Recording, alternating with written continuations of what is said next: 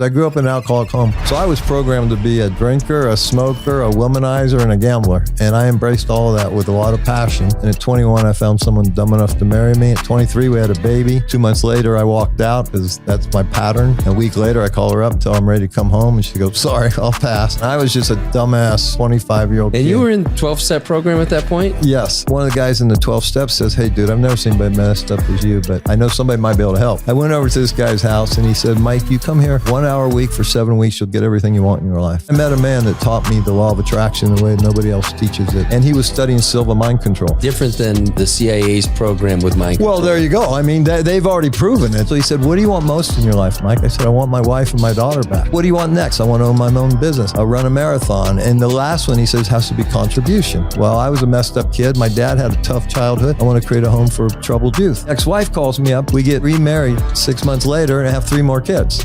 No shit. Yeah. So, man, within 4 months, I own my own restaurant. How? Walk me through that. It's very simple. I'm stunned. Now, it has to be reasonable because it has to be able to get into the subconscious. Well, I'm 67 years old. Let's say I want to be quarterback for San Francisco 49ers. Never going to happen, right? I love that you brought up that distinction. It's not how it works because you have to believe it. Let's say I'm trying to manifest a new car. Well, I'm not going to wake up and there's a new car in my driveway. But what I will manifest is the plan to get that car and to do it a lot quicker than normally on my own.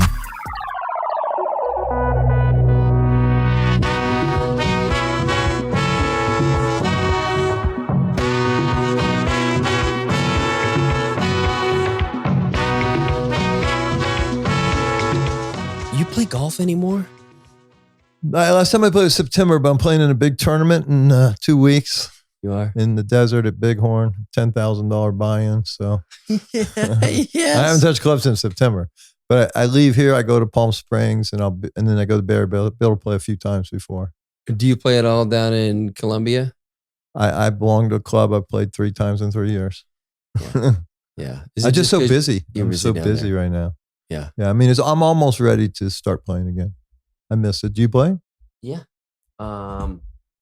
We're still up at Gaza, so we were up there for 2 months in the summer, and then Discovery did Driftwood, which is here in Austin. Oh, yeah. Is it good?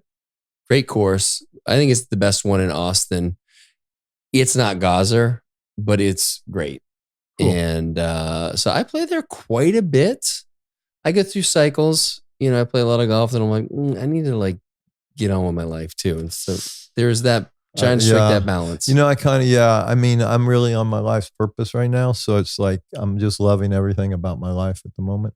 So I love watching people heal and transform. And so that's where I'm putting all my time and energy. And I love the people I work with. So yeah, it's been a struggle. It's the hardest thing I've ever done in my whole life. Well, I was trying to think of when was the last time that we got together.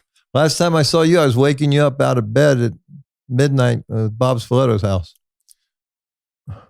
What year was that? Shit, I don't know. Bob still lived in Hideaway. Bob's moving to Tennessee right now. And that had to be, I might have seen you up at Gaza after that, but I don't think so. I feel like it was at Hideaway. I think it was the last time. So was that, were we playing in something It was probably the J-Haw thing or the Spoleto. It was a Spoleto tournament. Yes. I'm guessing. There could have been member guests too. I don't know. So that was what, 6, 7, 8 years ago? I would say so. Yeah. And you've been involved with Mountains of Hope for a while. I mean, yeah, we had talked about it back then. Yeah, I bought the property, but I hadn't figured out what to do with it. When did you buy it? 2016. Okay. And then we did some doctor supervised detox. We did some ayahuasca retreats. I did some yoga retreats. And then I got married, and that took an 18-month honeymoon. And then the pandemic hit. And then finally this year, I just went, the beginning of 2023, I went full bore. And man, we built such an amazing place. We imported a sauna from Finland. It holds 10. You spend 15 minutes in there, then you go in the cold plunge for 5, do that 3 times.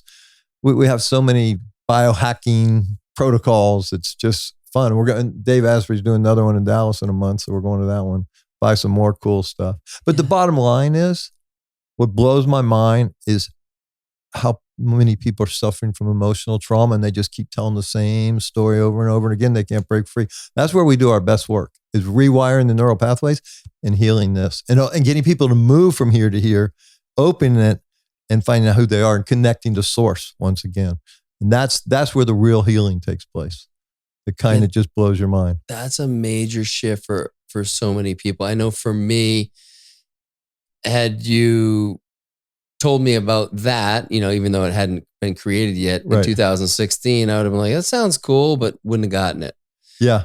Today, since my awakening in 2017 and my curiosity that's kind of since followed, like I get that and personally am ready for that and am orienting towards all those things. Yeah. Well, you and Peyton can come as my guest anytime. Well, I appreciate that. And that's definitely, we're going to take you up on It's that. mind blowing. I'll tell you, we're 7,000 feet in the Andes Mountains. I was just telling Lindsay, it's a city of eternal spring every day, 60 to 80, 365 days a year, right at the equator. It's like a blue zone to me. It's just, there's nothing like it. I've been all over the world. There's nothing like this place. How did you end up finding this place? God. but I really, my wife died in 2011. And I started reading a lot about what's really going on in the world. I've been predicting this for, a long time, and I wanted a plan B. And also I had this foundation. So I'm working with all these women below the poverty line and seeing, that they're screwed. I call it torture and murder for profit. And so I wanted to build a place where they could go. So we charge wealthy people and then we give scholarships to poor people to go there and heal. What is that program? My foundation? Yeah. Love for Margot. Okay. Yeah. And your wife, was it breast cancer? Breast cancer that metastasized. 9 years? We were together 10 years and 9 years. We battled that breast cancer. And the amazing thing about her is on December 1st, 2010, the doctor said, spread to your brain. If you do nothing, you have 6 weeks to live. If you treat it, you have 6 months. So for 6 months, I watched this amazing woman fight like hell every day for another day of life because she loved life so much. And every night prepared to take that last breath. And when she let go, she was totally at peace, full of love, and totally prepared. And it was such a blessing for me. I was totally devastated. I always say dying is easy. Being left behind is the son of a gun. Yeah. And it forever changed me, forever. And you wrote a book about that. Yeah, that's the one I gave Peyton there. Yeah. It's a very, she's gonna love it chronicles those last 6 months with flashbacks into our love story. Plato said that we're one soul cut in half.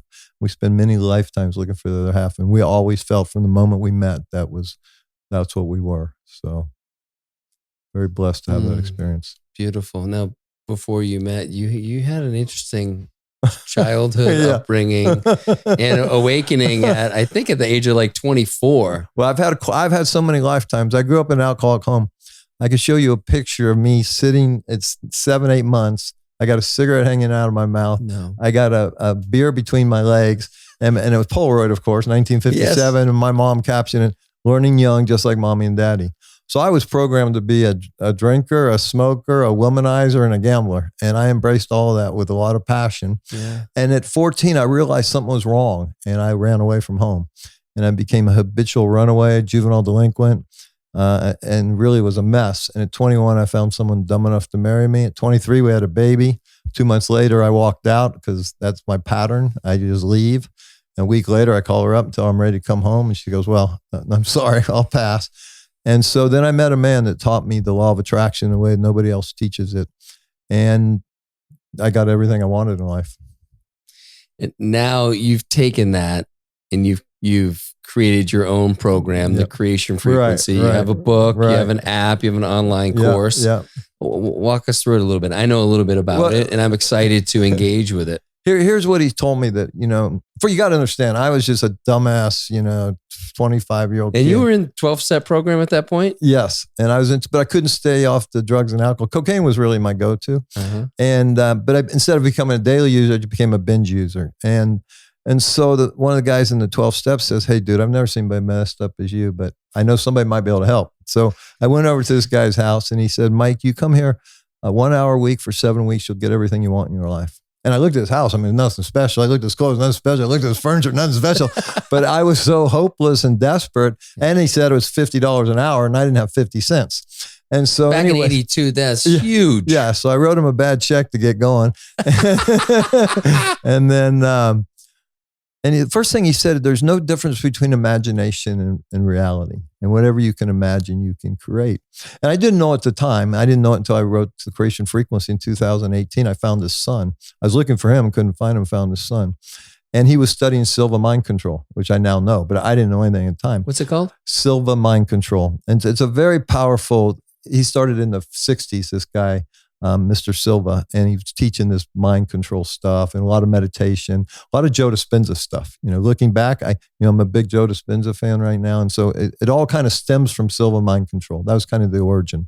Different than the CIA's program with mind control. Well, there you go. I mean, they've already proven it. The papers are published. I mean, come on. Yeah. I mean, listen, everything in this world starts as a thought and a desire, an emotion, or everything. There's not one thing in your physical life that didn't start that way. And the same thing with nature. You plant a seed and you get a tree or a fruit or whatever, that's how everything works. You have to plant the seed. So what we're doing, we take these thoughts, which are electrical, and they go into the field of infinite possibilities that the Bible calls ether, Tesla called plasma, the Chinese called chi, the Indians call prana. It's right here. There's a lot going on right here. We just don't have the ability to accessible to it.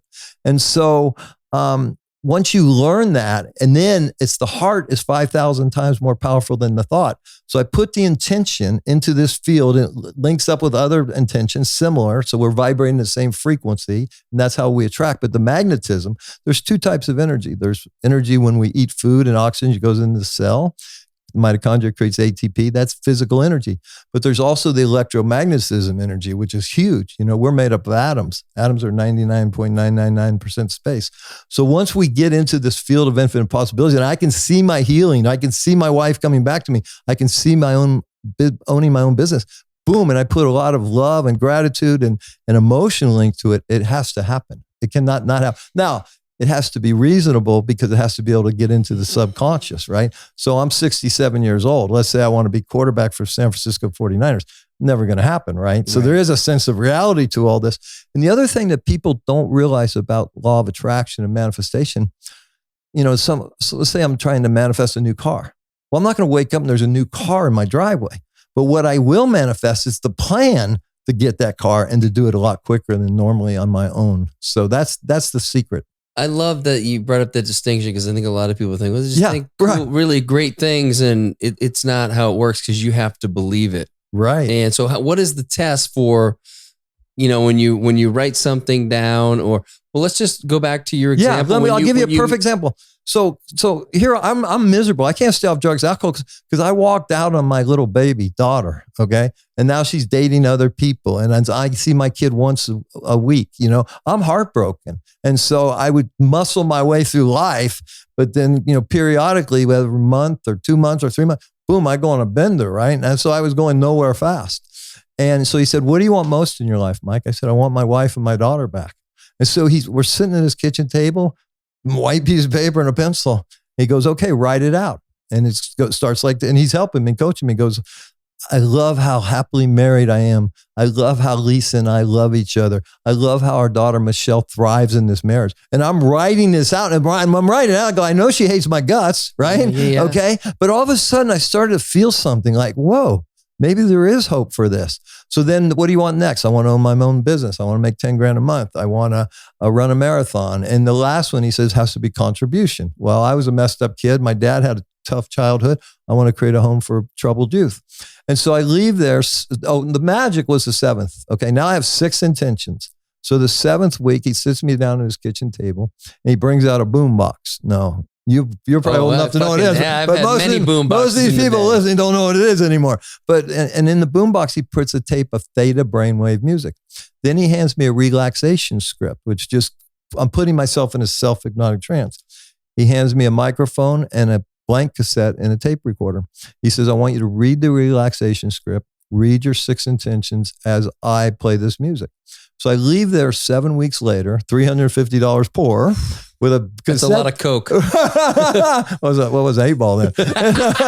so, and I have this tape, and he says, Mike, listen, every morning, right when you wake up, you're going from delta to theta to alpha to beta. Start listening, okay? And every night before you go to sleep, that's the last thing to do is listen to this tape.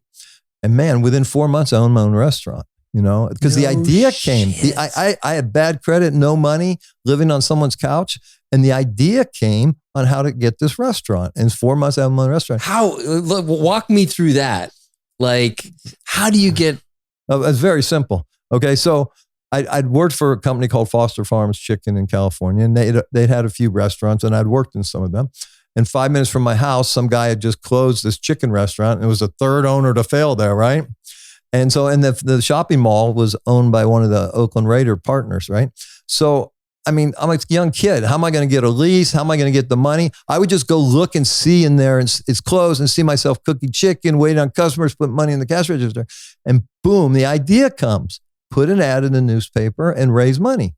So back then, you could put an ad in classified ads for nothing, right? My God. And now the phone starts ringing off the hook. Okay. And then I go meet these guys. I got a business plan. We're going to do this and that. And then I talked the guy into leasing me the place. I talked the other guy into selling me the equipment really cheap. And now I got my own restaurant. That's a perfect example. Yes. It's how perfect. else are you going to get there? You don't know. It's like this whole idea, I feel like, of manifestation is today you have no idea how it's going to happen. And I think Dr. Joe says you surrender the how and the when. Exactly. And when it happens, when someone asks, how'd you do it? You can't really explain it other than like, I don't know. I just knew that was going to happen. I didn't have any of that playbook in front of me when Well, let me give you another example of how it evolves, right? Now, let me tell you the biggest thing about that is 2 years after this, after listening every night and morning, not all the time too, I wasn't that consistent, but the ex-wife calls me up before Christmas and says, hey, I need a date to a Christmas party. Will you go with me? We get remarried 6 months later and have 3 more kids. No shit. Yeah, so it works, okay? The how and the when. But here's the thing that we got to realize, that we're co-creating with the creator of all. Okay, so I had this intention to create Mountains of Hope. Now, it's nothing today what I imagined back then, because I'm co-creating. I've let go of the outcome. I have the intention. The intention is to create a place for healing and transformation. But I have no idea how it's going to look. And I'm a car salesman. What do I know about this business, right? Yeah. So we have to understand that there's help. There's guides, there's angels, there's people behind us, okay, in the unseen world. If our heart is pure and our intention is pure, then miracles can happen.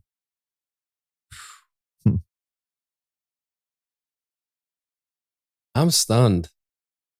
I mean, on the one hand, I knew when you were talking about Mountains of Hope way back when we were playing golf together, and I knew the story about you and your wife and her passing, and just where your heart is, and how it's frankly a lot different than a lot of the guys we play golf with. It just is. And so I'm a little weird in that crowd. I'm a little weird. Very weird in that crowd. Yeah, which I stand out too. I maybe normalize a little bit easier, but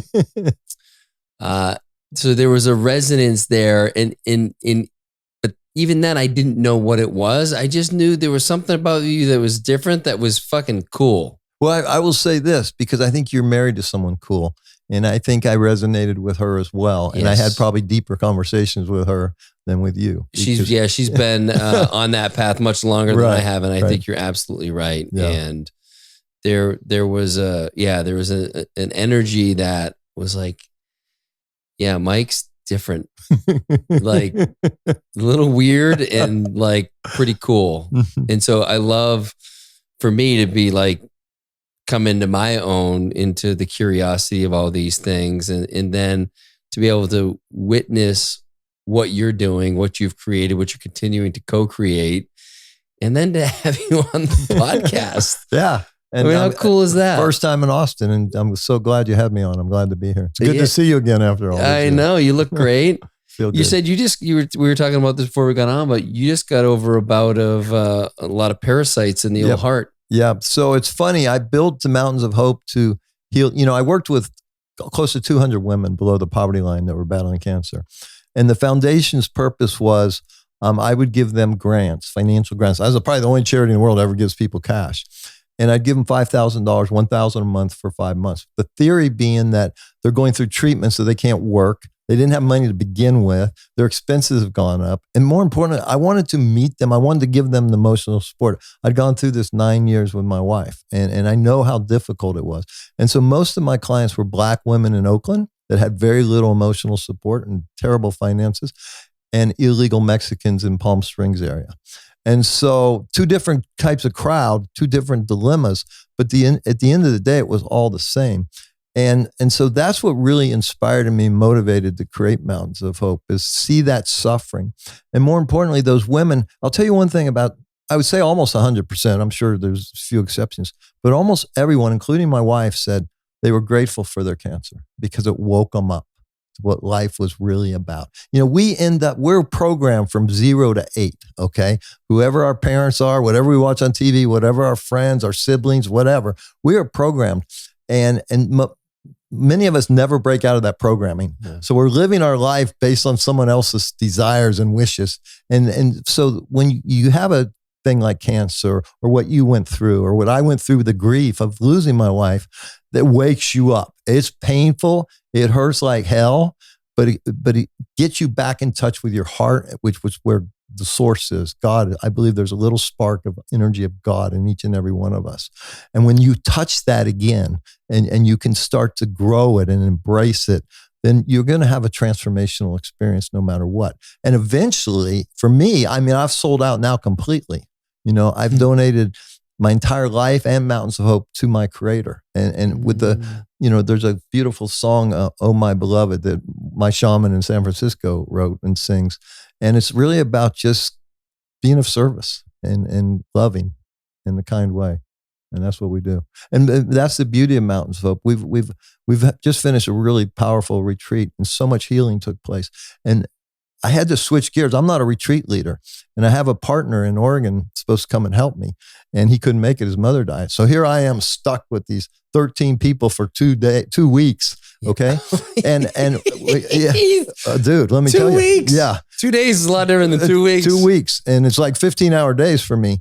And so the first night, is pretty much, we have the Last Supper because we're going to put them on a juice fast. And then we talk a little about introduction, a little about inspiration, a little about integrity, how everything stays there.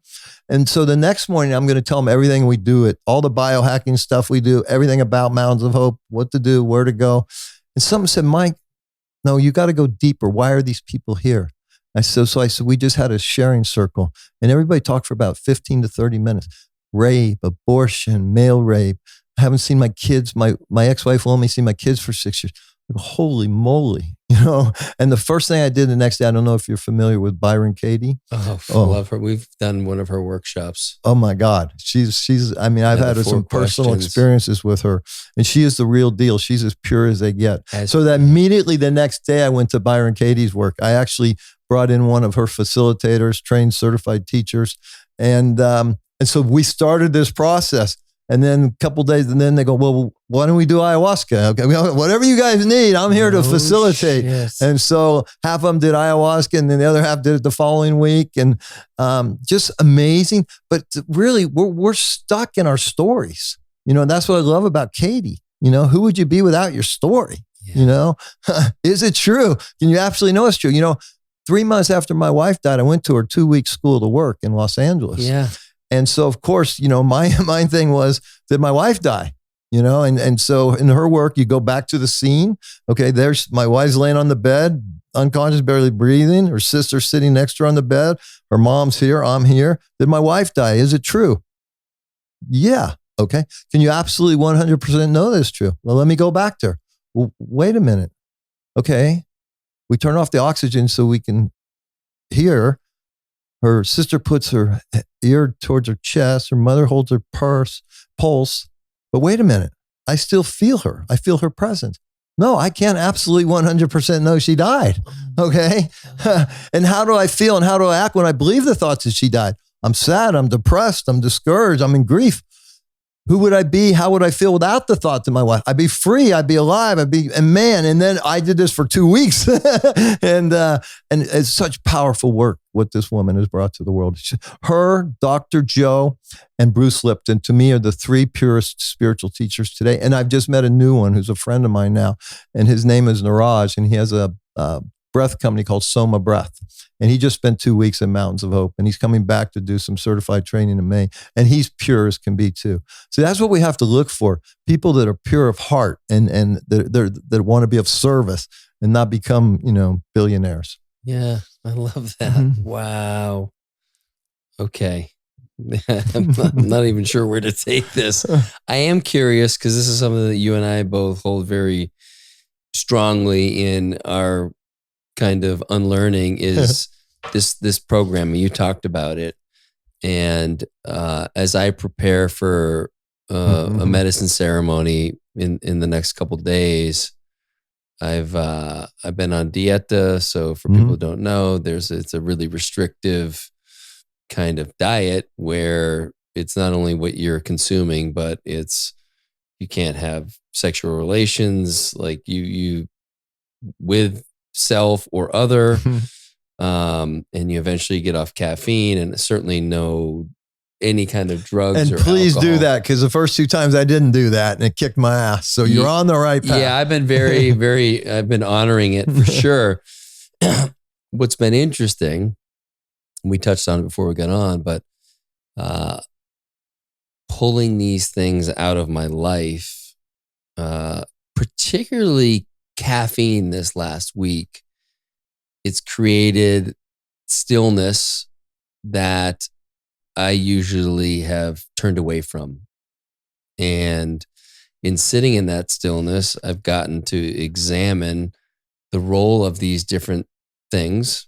And again, I'll just focus on caffeine, like how it just, when I sit in that stillness to me, like I'm actually kind of working this out in real time.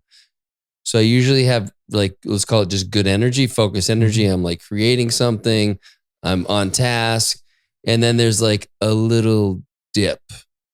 And that dip is stillness. And that stillness is really uncomfortable because the thoughts come in, or maybe they're not even thoughts, but in the subconscious, it's, oh, let's go. You got to be on. You've got to do this. You've got to succeed. You've got to produce. You've got to create. You've got to provide more. There's like never enough. And so as I've sat with these ideas, I've been able to look below. Where's that story? Where was that story created? And, well, I'll just fucking say it. One of the ideas that has come to me is that, when you're a child and you don't feel like you need to earn love, right? Yeah. I think it's very common. Yep. And again, it's your story. It's not the person who's showing you love. It's not their story. This is entirely my story, for better or for worse. And I just had this idea. It's like, oh, so I was like doing these things to earn my dad's love and trying to achieve and do it. I've been doing it my whole life. When I thought it was maybe a childhood thing, but I've noticed it's actually carried into my adult life. And as a kid, what I knew as love and is what I felt from others, from my grandmother, from other people who just, they had a different orientation to it. Mm-hmm. When my dad would show me his version of love, it didn't feel like that. So it's like, oh, I must have to do more. Mm-hmm. To get to the real part of that heart and that love. And again, I'm just been working this out in the last couple of days. Why? Because I have stillness that I've been running away from. Yeah. And the stillness is uncomfortable, and boy, is it's really powerful to be able to sit with these ideas and now sit with them going into ceremony with intention of like, let's heal this. Let's get to the bottom of this. Let's unpack whatever's here and let's see what's for my highest good. And like, let go of what's not. Well, one, I admire your courage to even play with that. I think it was Pascal in 1600 said that the problem with the world is a man can't go into a closet and be still and quiet.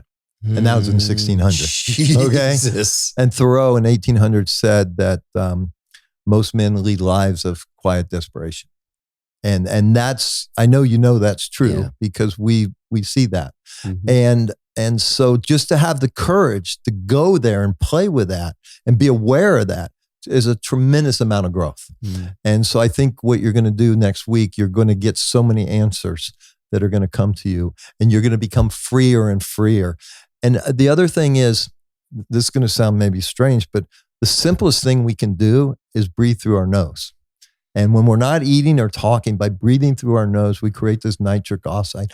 And because you're in fight or flight, I'm in fight. We were programmed to be in fight or flight. We're Americans, goddammit. Go out there and do something. Okay? We create shit. Yes. Okay. I mean, I live in Colombia. They don't create nothing there. They're just goddamn happy. Okay. All right. Okay. My maid probably has to walk 2 miles and take 2 buses in 90 minutes to make $350 a month, but she's happier than hell. Okay. So listen, that we all have that disease. Think about it. That's why I quit going to school really in the 8th grade. And because I saw what was happening. Okay. We get there at 8, we take a break at 10, we have lunch at noon, we take another break at 2. And it's just, why do I need to know this crap? I really don't. I just want to go work and do something, right?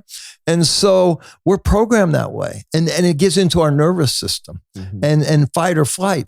And so that's why you get uneasy with that stillness. I embrace that stillness now, coming here, my flight was canceled last night. Okay. No big deal. Okay. I didn't let it affect me. And believe me, it used to affect the hell out of me. I mean, I want to kill everybody in American Airlines. Yes. Now it's just the way it is, right? And most of the trip here from Miami to Austin this morning was spent meditating. I love Dr. Joe Dispenza's meditations. Yeah. So I just put them on and I just do the breath work and I do the meditation. And it's what I've gotten from Dr. Joe Dispenza and Katie before that. And I love the work of Bruce Lipton and epigenetics, but it's the peace that passes all understanding. And once you get a taste of that, okay, and hey, listen, I still got a temper, okay, especially around injustice. When there's injustice, I get very angry. But I also can go to this peace that passes all understanding. I tried to get it through Eckhart Tolle, and I read The Power of Now 8 million times. And now if I have insomnia, I just put them on tape so I can fall asleep. Because his work is so profound and deep. But I did finally get it. But yeah, I really respect and admire this is all coming up for you for a reason, and if you read what I wrote to you in that book, you're a creator and you need to keep doing what you're doing and keep growing and creating because the world needs this right now. Well, thank you. I'm curious from your personal exploration, what have you found as some of those stories, those patterns that you were taught growing up? That you've had kind of had to unlock those agreements. I mean, I'm still unraveling them. Okay, the programming is so deep, that you still the stuff still. It's like peeling that onion. Yeah. Okay, and we have a 12th century labyrinth at Mountains of Hope, and I wrote a meditation, and it's the labyrinth comes from Paris, France. The Cathedral de Chartres. No one loves a labyrinth like my wife. Okay, so she loved this one. And it's huge. It's fantastic. I saw a picture of it on the website. It's massive. Yeah, it's huge and beautiful, and I love it. And so, but I wrote a meditation. So as you're walking to the center, and this, it's magical too. I clap my hands outside of it. I get to the center. I clap my hands, completely different frequency. Everything has energy. We got to understand that everything is energy vibrating at a certain frequency. That's all that's going on here. Okay. So don't sweat it because it's all, and we can change it anytime by raising our frequency. So anyways, the meditation is when you're unraveling, you're peeling it back the way the onion, you're getting rid of your programming as you walk this labyrinth into the center. And now as you leave the center, which is nothing, the void, okay, the field of infinite possibilities. And as you walk back out, you program your life from your heart the way you want it and what you want. And it's just a beautiful walking meditation and a beautiful area of the world. Oh, I can't wait to come. You have to. Oh my gosh. So yeah, like what's one lately that's come up for you? It's like, God, there it is again. That's popped up that, well, and then, or where's one that you've worked with and it's like, you know what? I feel like I've healed this story. Well, I've healed so many things. But I still have a tendency for, perhaps getting in the wrong type of relationship and romantic relationship and so I have to be very careful about that because there's relationships that will feed you and serve you and make you the best version of yourself. And there's others that won't. And so I think we have to be careful. For me, there's a Bible verse, that says that we're to be innocent as a dove, but wise as a serpent. And since my wife died, I've been innocent as a dove. And I had this big, broken, open, wide heart, but my feet were nowhere near the ground. Mm-hmm. So, and I was always in a hurry, like you're talking about. Okay, if there was any stillness, okay, I got to go. Okay, so I made a lot of fast decisions that kind of bite me. And then I got to clean up that mess. And so I'm still cleaning up some of that mess. So for me, it's patience. Yesterday's prime example. Plane got canceled. We had to get off, blah, blah, blah. Patience, breathe, meditate, and let it go. So I still have those same tendencies that you were talking about there.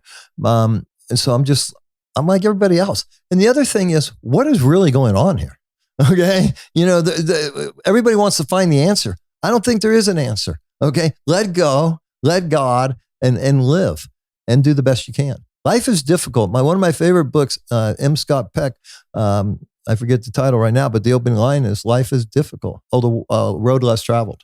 Fantastic book. We see as Americans, we think life is supposed to be good and fun all the time and go our way. No, life is tough, and we got to get tough. And I got a little weak in that area, so I have to get a little tougher with my decisions, my boundaries, discernment. Yes. Okay.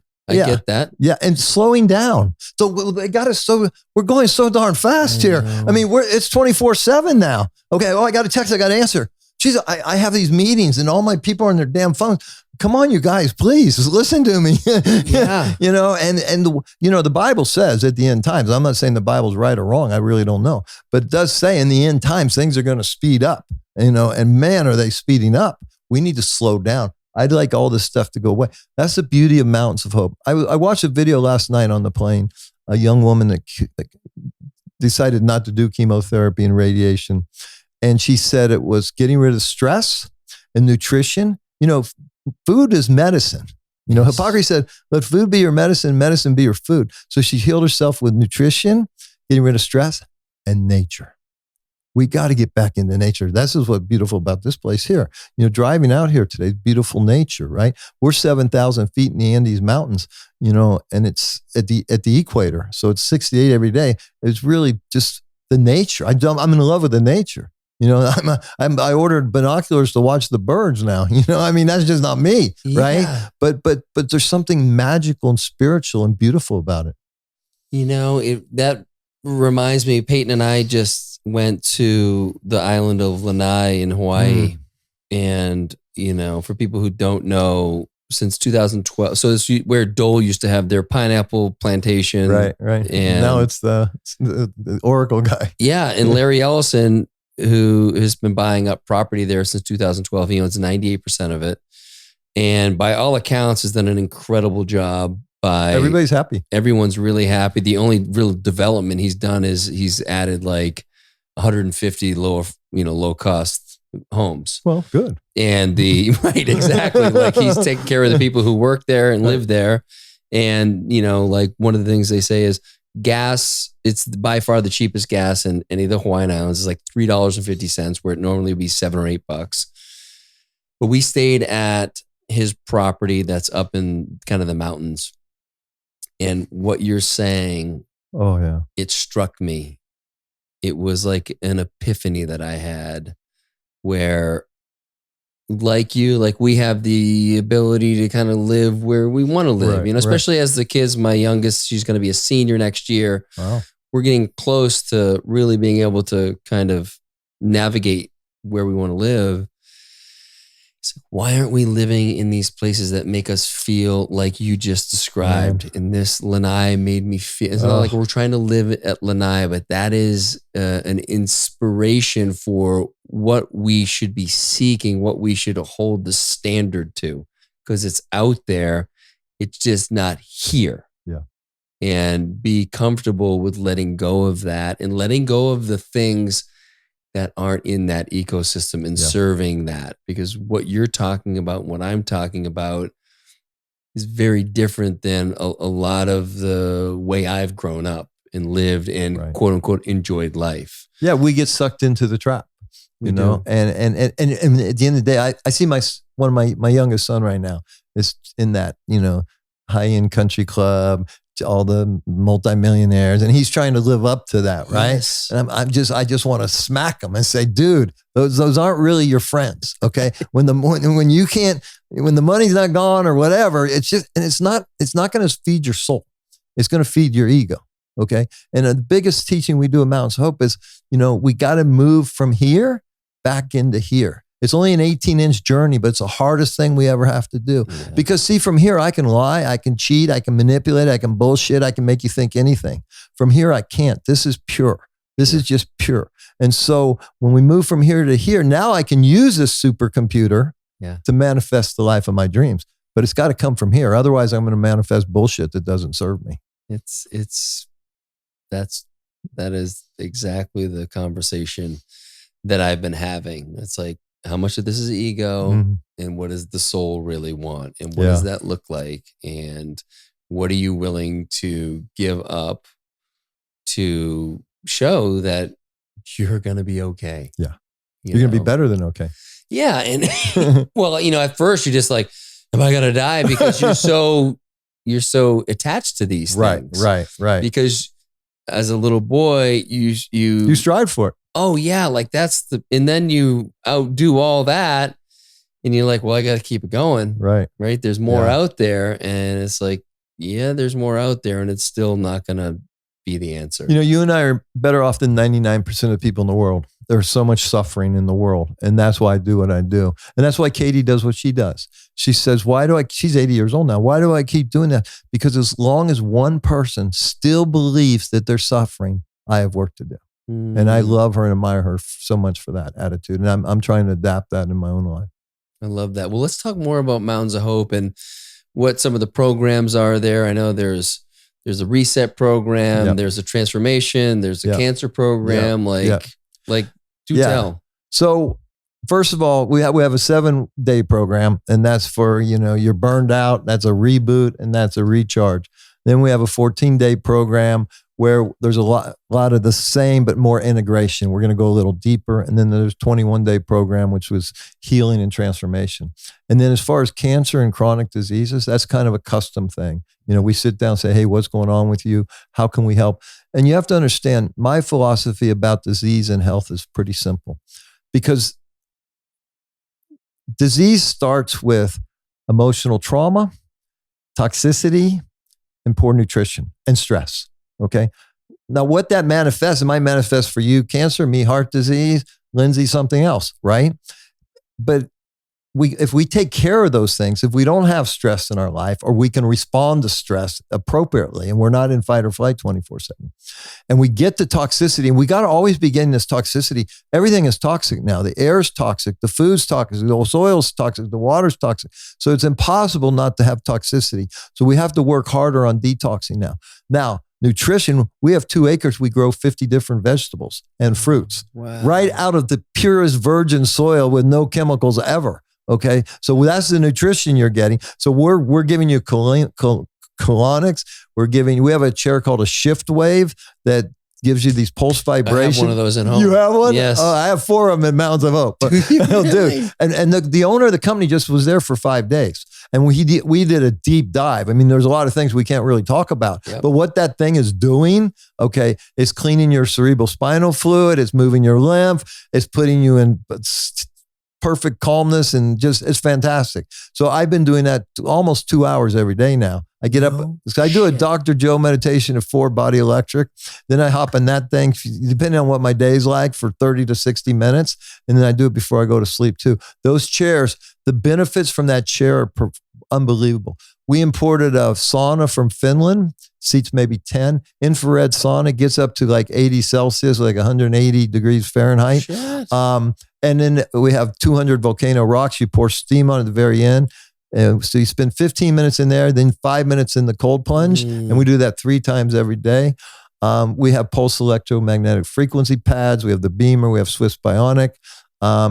We do live blood cell analysis. We have a $40,000 brain mapping device. Well, let's talk about the live blood cell. You were describing that to me. This is super cool. Yeah. So what happened is I'm feeling like terrible. And there's a woman that I meet there in Medellin. She says, hey, you got to go see this doctor in Clearwater, Florida. And I'd already done live blood cell analysis with Dr. Young in San Diego once before. So I knew the power of it. So I go see this doctor. 1 drop of blood, he puts it on a big TV. There's my blood. There's my cells. You can see them move. 6 parasites. That will get your attention. Now, I'd already been diagnosed with heart failure because my ejection fraction was down to 25 and normal 60. And that's where they measured the blood being pumped back into the body. So I had no energy. I mean, and they did a angioplasty to see if I had blockage. I didn't. You said you couldn't even get out of it. You could barely get out of bed. Dude, I would climb out of bed to do my podcast, climb back into bed, and everybody else was running the business and building mountains of hope while I was just going through this.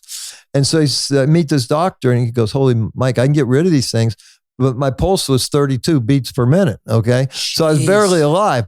And he goes, but I'd kill you. So we did and we mentioned Quicksilver Science and Chris Shea did just a minute ago. And so I did his detox, 7-week detox. I did a parasite cleanse, a gentle one, and do another MRI, and my ejection fraction goes from 25 to 60. They can't believe it. Right. So just because my heart was full of worms and parasites. I mean, everybody's got parasites, especially if you eat sushi here in America. You got parasites, okay? And then somehow I got mercury poisoning. I don't know how, okay? But somehow I did bad because I don't eat much fish and I don't have fillings. So I don't know where it came from. So anyways, long story short, we did that and my ejection fraction went from 25 back up to 60 and I feel great. And what's fascinating to me, I've been on hypertension meds since I was 35. My blood, I don't take them anymore. My blood pressure is normal. So like I said, I built this place to heal women below the poverty line with cancer, and I'm healing myself, and that's pretty cool. Dude, okay, so what other tools you were about to say? So we have red light therapy, super powerful, and this you can do at home, folks. I mean, I love it when I'm in Palm Springs because my backyard faces east. I get out there, just a bathing suit on, no shoes, and I watch that sunrise. I swear to God that I can see the programming coming. I have a new philosophy on this stuff.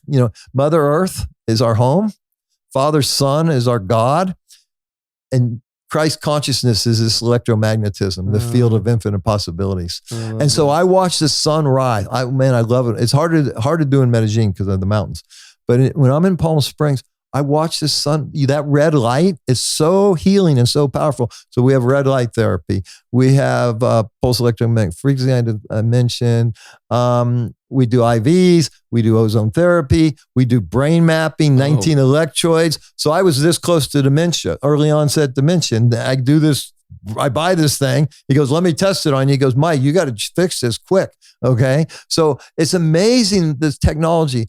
But at the end of the day, we need to get in touch with who we are and get rid of the stress and start to love ourselves. How many people truly love themselves? Okay. That's the thing because we're on the wrong path. And when we get on the right path, it's so easy to connect to source. And now we're not alone. And it's easy to create our legacy and find out we came here for a purpose. Okay. People used to tell me that. I said, no. I would have chosen another time, but we came here for a purpose. You're here for a purpose. I'm here for a purpose. And once we find that purpose and we can start to create our legacy, and it's not about money. Okay. That's just a game over there. Okay. It's about serving and loving others because we're all connected. That's what irritates me. And they're masters at divide and conquer. They are. Gay, straight, black, white, Muslim, Christian, I'm on and on. And now they subdivide those groups. Now transgender, this and that. I mean, come on, you guys. We're all connected. And when I'm pointing a finger at you, 3 are pointing back at me. Let it go. We need to love each other. Yeah. Yeah, I love, something that I've been playing around with lately is we're generally all of us are our own biggest critic. And what if we were our own biggest fan? And and that's what you're talking about. This, what would it take for us to love ourselves? Because it's hard. Because I'm not. Because we got the voice, but the voice, I call it the committee of psychopaths. Yes. But when you don't live here anymore and you don't have an ego and you live here, it's easy. It's easy to love yourself. I'm working on it. You're going to have a great week now. I want a phone call a week after you do it. You bet. When it's all integrated. Well, tell me about, you guys also, you offer some plant medicines. Well, yeah, how does that work? It's really not part of we've done plant medicine ceremonies, now it's kind of, like for you, it's calling you. And I don't want people doing it just to, they're calling it party waska now. Okay. And so, So, I mean, and it's scarce too. I mean, they're running out of it. So it's for people that really, really want to go deep in their work and want to grow and evolve. And that's, and also for cancer patients and chronic illnesses and PTSD. I mean, miracles happen with this stuff. And there's other psychedelics that mushrooms and other ketamine they're using now. So there's a lot of ways to see. When I was 16, I ran away from home from Oakland to Cincinnati, Ohio.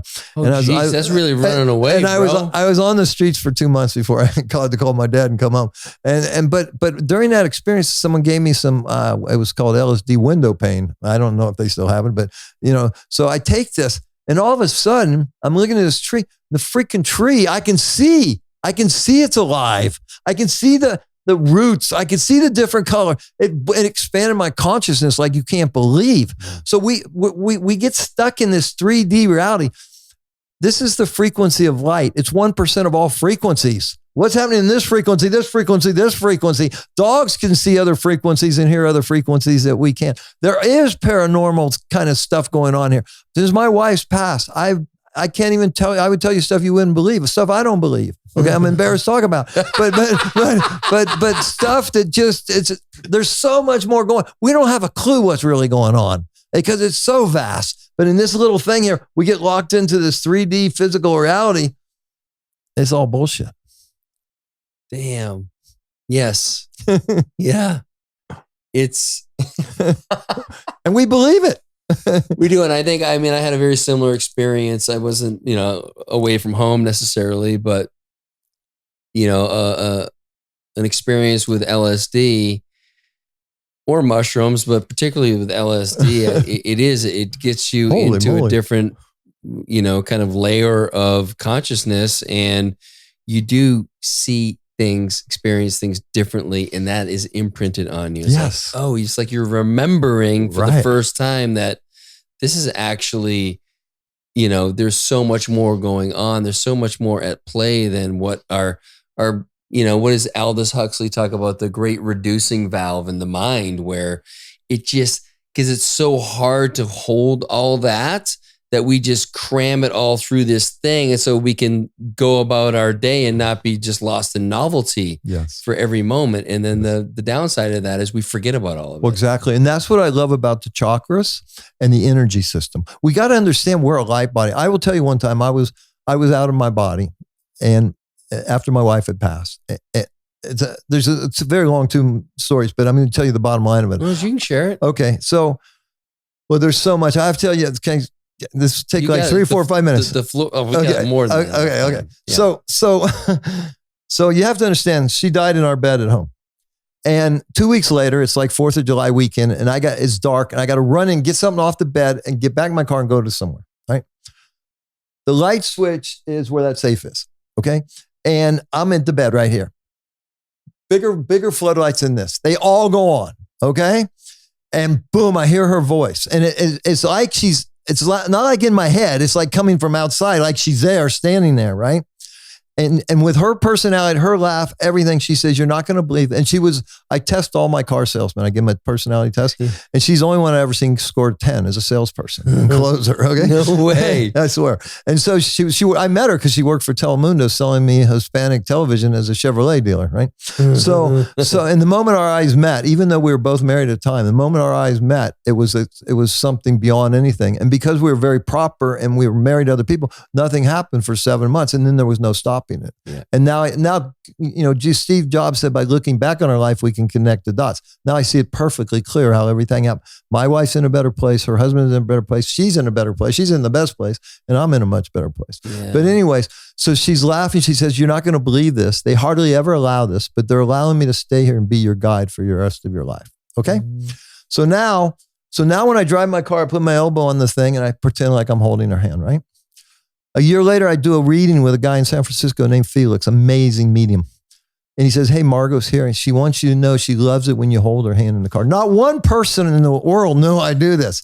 3 months later, a mutual friend of ours, her best friend and good friend of mine, Mike, I got to talk to you. I just did a reading in Sedona, And Margot said she loves you and she loves it how you talk to her and look at her now in the car when you're holding her hand. Okay, this is completely out of nowhere, right?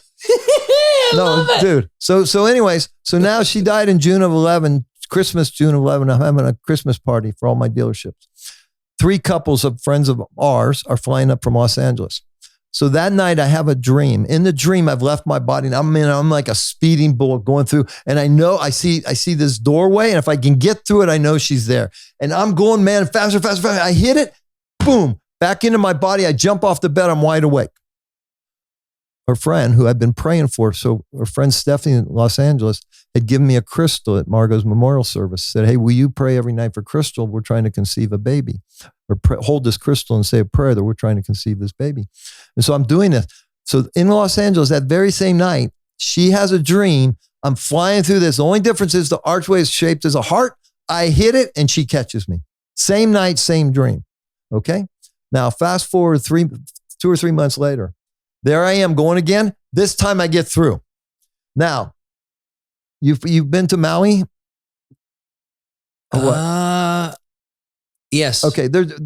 All the hotels are here. To the left is the ocean, and this was our favorite spot. And to the right is all these hotels. But in this particular moment, to the left is the ocean. All these people, beautiful people. Now, what I noticed right away about all these people, they're in a light body. See, we're in an animal body. We urinate, we fornicate, we defecate. We're animals, but we have a soul. That's why we're so confused. Okay, it's a dicey situation we got here. So, and then I see her walking towards me. She looks at this girl who's sitting here at this table, and they communicate telepathically. So imagine that. How can you screw anybody if you can read each other's mind, right? Okay, it's pure. So she looks at Margot and she says, "Is that him?" Margot says, "Yeah." Within a thousandth of a second, she's got her arms around me and says, "You can't be here." Boom, back into my body. Okay, and I could go on and on and on. I'm going to tell one more story, and then because I get carried away with this. But that you couldn't be there, like it was. Okay, I couldn't be there. It was amazing. My takeaway was, how the hell did I get there? How do I get back? Yeah. And that was through going through the. Yeah, I made it through. So listen to this. Listen, this one is more practical and provable for all you naysayers. Fuck them. So my wife's pretty terminal, and hospice is there. And my sister was going to go to Yosemite and go hiking. So she goes to the hospice nurse. You think I can go for 2 days and I'll be back? Yeah, she'll still be alive by then. Okay. So my sister takes off for Yosemite on Friday or Thursday. My wife passes on Friday. No, excuse me. Friday. And so my sister sees a missed phone call. So now she knows that she's gone. And she's with her husband and a friend. She takes off running down a trail in Yosemite, and her friend takes off after her. And there's a butterfly chasing my sister. Okay. So after about 5 minutes, my sister stops, turns around, and the butterfly is like looking right in her eyes, and she feels Margot's presence. Right. So I hear that story on Saturday. She comes back. I hear it on Saturday. Sunday morning, my son Chris goes rock climbing. They throw the rock down. He walks around, and there's a butterfly on his rope, and he feels Margot's presence. So now I've heard these 2 stories. Now it's Sunday noon, and I'm going, oh, where's my butterfly story? Where's my butterfly story? Where's my butterfly story? No. 10 o'clock that night, I swear to God, I get a text. Hi, my name's so-and-so. You don't know me, but I'm one of the salespeople at your car dealership. And I wanted to send you a picture of a butterfly that flew, and I'm in Oakland, California, nothing but concrete. Okay. I've been there 25 years. I've never seen a butterfly in my building. It flew in the showroom. It flew 50, 60 feet from the door and sat outside my office. And she sends me a picture of it at 10 a.m. that night. And she says, by the way, it's a morning butterfly, not morning, day and morning. In morning butterfly is the name of the butterfly. That's all documented. I have a picture of the butterfly and everything. So, I mean, I swear I'm the luckiest person and the most blessed person that I know. So, as painful as all this has been such a huge blessing that's forever changed my destiny, not just in this lifetime, but in all time. Sure did. Wow. Yeah, I'm very lucky. Dude. Not just an old golfing buddy. So, let's talk practically for Mountains of Hope. People who want to go there. How often are you running programs? What's the capacity? Yeah. What are some of the logistics? Great question, because we're still figuring it out. Okay, great. But what's super cool, I think we've nailed it now with the 7-day, 14, 21 day and these customized. We only have 12 bedrooms. Okay. And we only have 18 beds. Now we can grow. We have 20 acres. So there's room for growth. We've built an amazing infrastructure. We built a monastery. I was going to do it's a huge home with the main home with 5 bedrooms. It's huge. I was going to do all the teaching in the living room, plenty of space, right? I go to a week-long Dr. Joe thing in Cartagena. I said, shit, now I got to build a monastery. So I built a monastery on property. We got the labyrinth. I built a walking path called the Camino de Miguel. It's 1.2 miles to walk the whole thing, 200 feet of altitude change, all through nature. I built a gazebo on the lake for contemplation, meditation, teaching. There's really nothing like this in the world. Trust me. It's on a lake? Well, no, we have a lake. Yes. And on the lake, I built a gazebo. Awesome. And I put in fountains so that it's just... Everything is so special here. And through this walk, you go through nature and it's just the birds. Colombia has almost more birds than any country, more butterflies than any country. And we're 7,000 feet in the Andes Mountains and it's always beautiful. And so many other things. I will say this. It's pretty inexpensive right now. And a year from now, it's going to go through the roof. Okay. But the reason is that we charge wealthy people and we give scholarships to those that can't afford it, that really have a big reason. For example, a 33-year-old woman with serious cancer just diagnosed and has 3 young kids. Those are the kind of people that I want to give these scholarships to because they deserve it. And just because they were born in different circumstances than you and I say, or hadn't had the same opportunities that we've had to create wealth. That's what I saw the injustice. And from the Love for Margot Foundation, for those 4 years I was giving grants, it was the injustice. I'll tell you how it started. Margot had probably been gone 2 or 3 weeks, and a dear friend of mine, Jim Murphy, no connection, no relation, calls me up and says, hey, Mike, my sister-in-law Amanda is coming down from Montana. She has stage 4 breast cancer. She's 38. She has 3 children. Do you think you could help find her an oncologist? I said, sure, I'd happy take her to our last oncologist. And so I take Amanda there, and he orders tests. They always order tests. She just had the damn test 2 weeks ago in Montana, but he needs his own test. Right. And so I go with her. I got nothing to do because I've been her main caretaker for, a long time. I didn't work. And so I go with her to 3 or 4 different appointments. Now, she's African-American. She's not as beautiful as Margot, maybe a different personality, doesn't have a husband with her, doesn't have resources, doesn't have great insurance. And I noticed that they either talked down to her or over her head.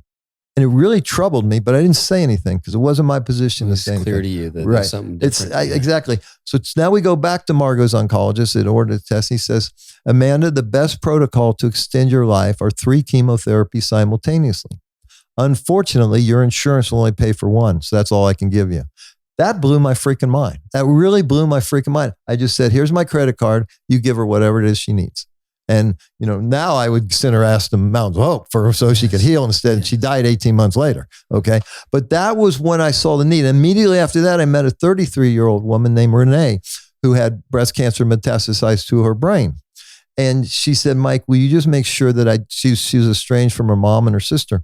Will you make sure that I don't die alone in a hospital? And I said, yes. So when it was getting close, I got her, we started with 12-hour-a-day home care.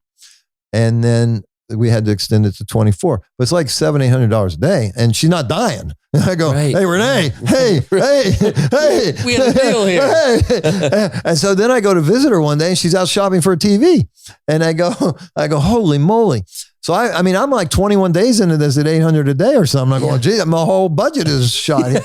And but what I didn't know at the time is that because most times it metastasizes in your lungs, and it's pretty obvious when they're going to die. In the brain, it's just boom. Just 1 second, that tumor grows 1/10 of a centimeter, and boom. That's it. And that's what happened to her. So it was those 2 experiences. So I go to a lawyer. I say, I want to start a nonprofit foundation to help these women. And he says, how much you want to fund it with? I don't even know how much money I have. I didn't have a lot. I knew that much. Yeah. And I didn't even know if I had, I said 200,000. I didn't know if I had it. This is 2011. And I have to tell you, the financial blessings that have come to me, I don't give to get, But in the Bible, it says it's pressed down, shaken together, overflowing. The more you give. And so I really believe in the law of reciprocity. I believe that you can't outgive God. And I believe the more you give, the more you get. It's with a pure heart. Okay. All my giving is with a pure heart. My people have to keep me away from, I wouldn't charge anybody. Okay. They have to keep me away from, I mean, I give everything away. They get so angry with me, but that's who I am, you know? And, but the blessings, I mean, my net worth is, you know, gone up just because of, in my opinion, because of that. Because I sure as hell didn't do anything. It just kind of fell into my lap. But what I did do is pour my heart and soul into these women. And for 4 years, and it was difficult. You know, it's very, you know, it probably delayed some of my grief from healing, but I had no choice. I was compelled to do it. Well, dude, I'm so stoked you're here, and this is such a beautiful story to share. And I can't wait to come down there with Peyton, and I can't wait for people who are listening today to come visit and you know, really kickstart their healing journey. Thanks for being here, man. Thank you for having me. It's great to see you all these years. Yeah, what a pleasure. God bless.